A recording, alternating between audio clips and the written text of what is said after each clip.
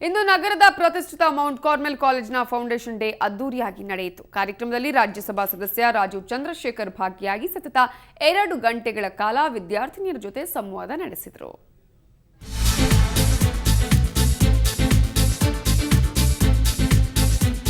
ರಾಜ್ಯಸಭಾ ಸದಸ್ಯ ರಾಜೀವ್ ಚಂದ್ರಶೇಖರ್ ಅದ್ದೂರಿ ವೇದಿಕೆಯಲ್ಲಿ ನಿಂತು ಸತತ 2 ಗಂಟೆಗಳ ಕಾಲ ಮೌಂಟ್ ಕಾರ್ಮೆಲ್ ಕಾಲೇಜಿನಲ್ಲಿ ವಿದ್ಯಾರ್ಥಿನಿಯರ ಜೊತೆ ಸಂವಾದ ನಡೆಸಿದರು.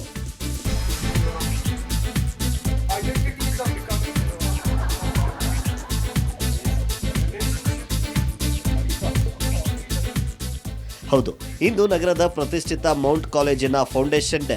ಹೀಗಾಗಿ ಕಾಲೇಜಿನ ಆಡಳಿತ ಮಂಡಳಿ ರಾಜ್ಯಸಭಾ ಸದಸ್ಯ ರಾಜೀವ್ ಚಂದ್ರಶೇಖರ್ ಅವರಿಗೆ ಆಹ್ವಾನ ನೀಡಿ a look into your future ಎಂಬ ವಿಚಾರ ಸಂಕಿರಣ ಆಯೋಜಿಸಲಾಗಿತ್ತು. ಇದರ ಹಿನ್ನೆಲೆಯಲ್ಲಿ ರಾಜ್ಯಸಭಾ ಸದಸ್ಯ ರಾಜೀವ್ ಚಂದ್ರಶೇಖರ್ ಹಲವು ವಿಷಯಗಳನ್ನ ವೇದಿಕೆ ಮೇಲೆ ಪ್ರಸ್ತಾಪಿಸಿದರು. ಸುಮಾರು ಅರ್ಧ ಗಂಟೆಗಳ ಕಾಲ ವಿದ್ಯಾರ್ಥಿನಿಯರಿಗೆ ಕಿವಿ ಮಾತು ಹೇಳಿದ ಆರ್ಸಿ ನಂತರ ಅವರು ಕೇಳಿದ ಪ್ರಶ್ನೆಗಳಿಗೆ ಉತ್ತರಿಸಿದರು. Media houses are not able to show, even though they are able to show when they are made to shut their mouths. How do you think that I can stand up for myself so that everyone can see?